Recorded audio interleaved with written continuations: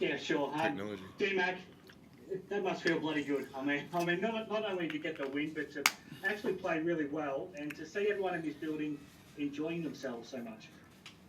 Yeah, definitely feels good. I mean, we haven't had one in a while, and like just 7 games, like we was on a 7 game losing streak.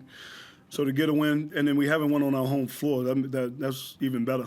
You know what I mean? But for me, it's all about the fans and the members and the sponsors. We just want to. I want these guys just to play hard. The energy was there. The energy was in the building was there. And just come out. Let's give ourselves every opportunity to try to get wins. And again, we're fighting against a team that we down on the ladder with. So to get a win and then give them a loss absolutely helps us. There's a clear focus offensively. You talked after the game on Saturday night about wanting to make sure Tyrell was more involved with everything, and everything went through him tonight, and good things just happened on the back of that. Yeah, so we talked about like some of what we was running. Like we couldn't get, against Southeast with their pressure, we couldn't get into anything. So for me, and like Vandy brought it up, Pat brought it up. Let's just go to just simple actions to get Tyrell shots, to get Terry shots, to get Ducas shots, and and to get Javon. Like let's just get simple actions to get those guys looks, and we live with the results.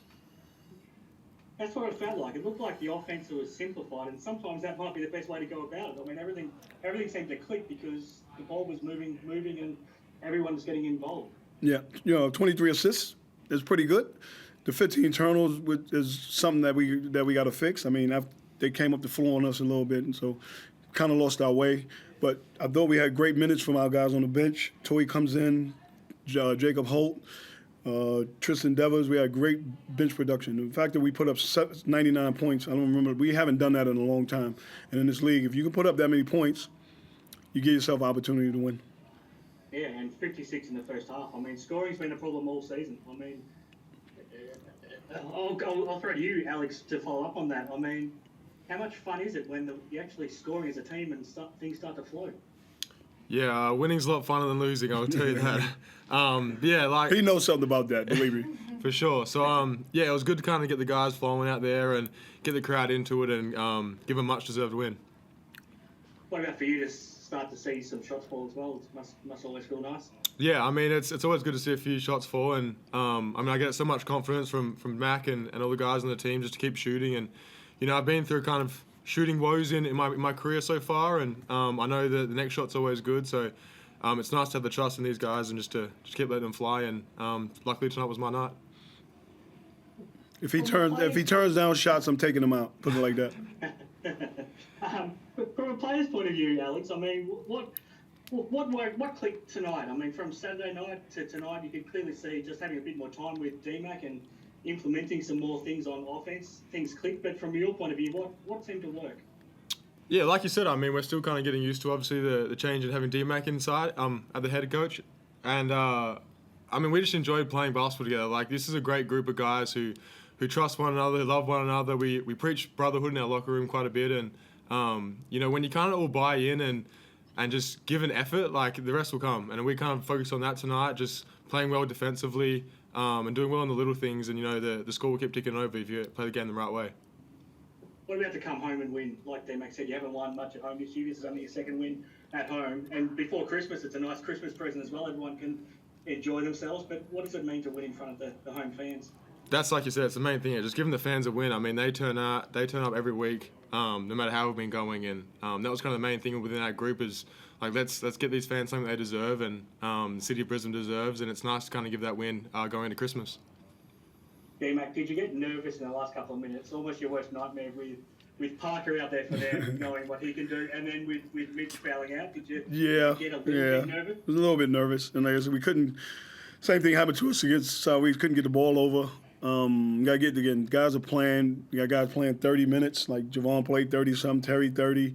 We put guys playing a lot of minutes. For me, I got to work out substitutions and being able to get guys rest. But when you're down bodies, again, we missing Smack and we missing Tane, and it's a tough one. But again, it's being able to get the ball over half court, take care of the basketball, don't turn the ball over, give ourselves a chance to win. And with Parker, we know what he can do. And again, it's just like trying to stay in front of him, don't give him nothing easy. They didn't shoot the ball well, which helped.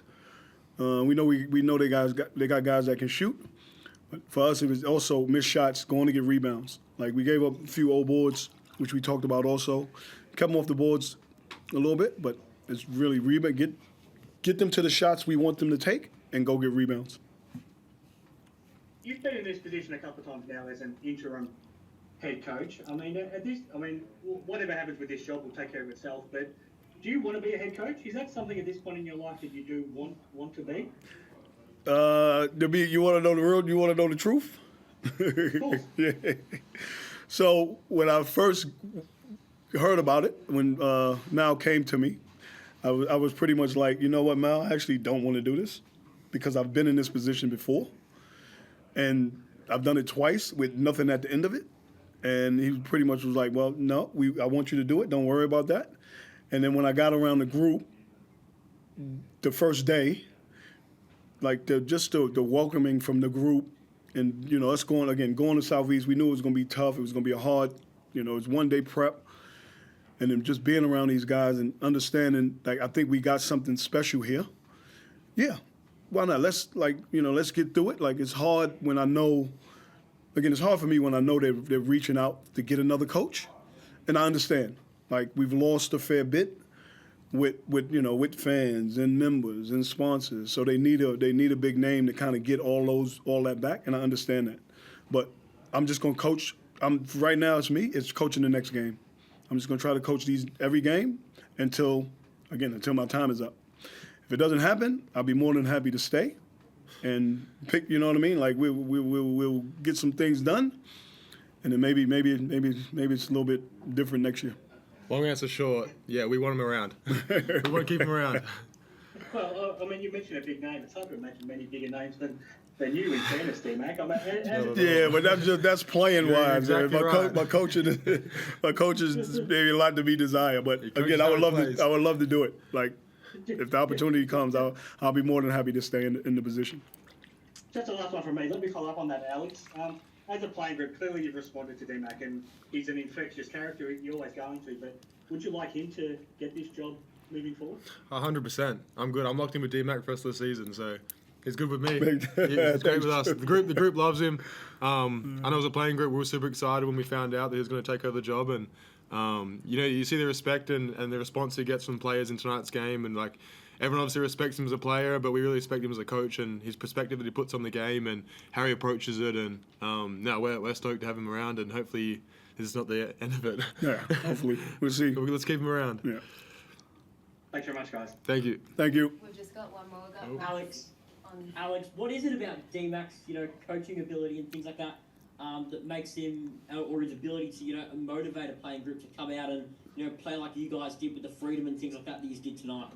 I mean, you saw how he was as a player. I mean, it's awesome that a guy like that can kind of relate to players as a player coach, and he understands what it's like to go through it as players, and he's played at the highest levels and dominated. So he kind of can just connect to each and every individual on how they play and how we should play as a team. And sometimes it's not always about X's and O's. It's just about like giving effort and trusting one another and kind of leaning into that brotherhood identity that we have here. And D-Mac really emphasizes that. So, I mean, yeah, the playing group loves him, and we're excited to have him here.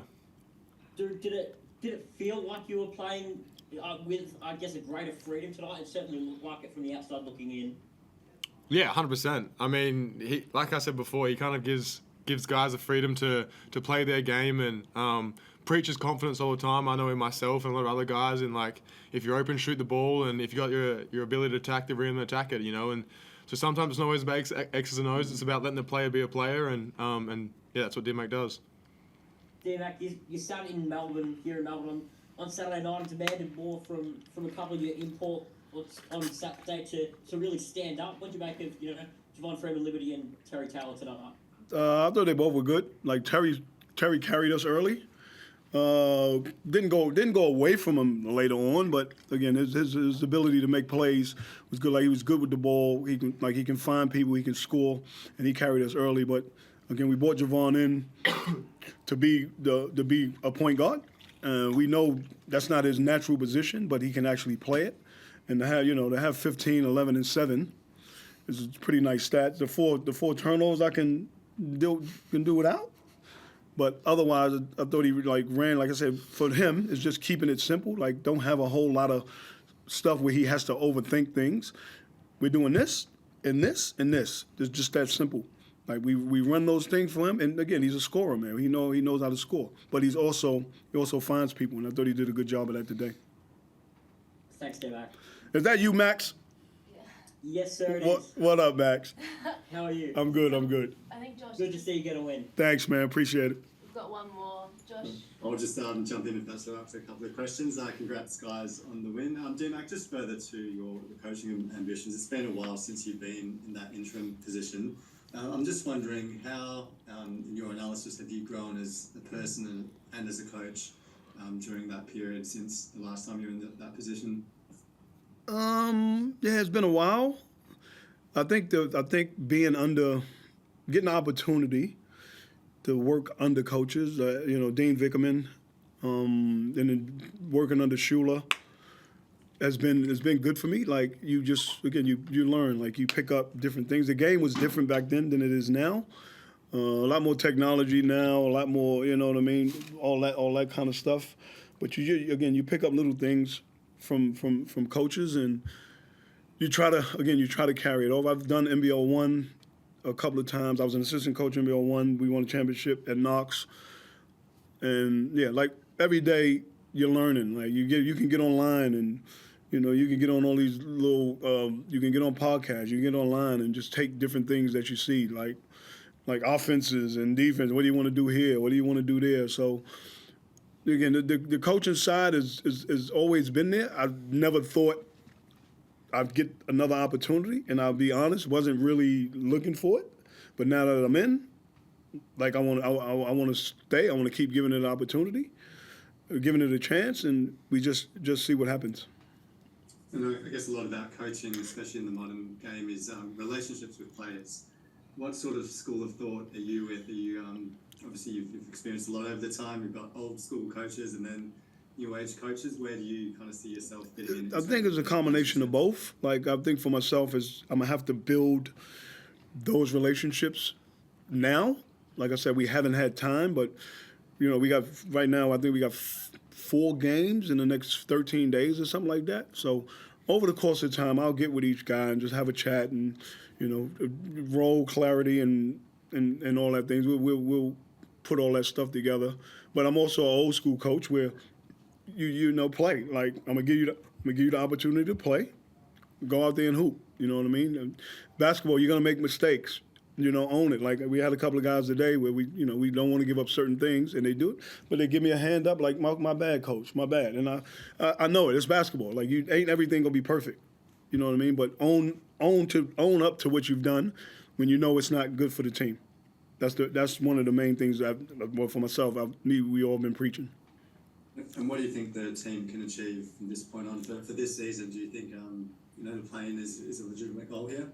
I think it is, and it is as much as I hate this. I'm never going to say I don't like to lose, right? I hate losing, and when you look at the league is very, very close. You know what I mean? Except for maybe the top 3, but after maybe the top 4 if you add Sydney in there. But after that, the league is close, man, and we got games against some of those teams, so we can get wins and give them losses. It can help us. Like again, definitely not counting it out. Like early on, maybe, but right now, again, you get a win that it kind of helps you. It gives you a little bit more confidence. But we got a tough schedule coming up, man. Like we got Melbourne, we got Sydney, we got Perth and Adelaide. That's like 4 top teams. We can steal a couple out of those. You never know what can happen. Cool. Thanks for that, guys, and have a good Christmas. All right, same to Christmas. you. Appreciate it. Can let you go now. All good. Yeah, thank you. Thank you. Thank you.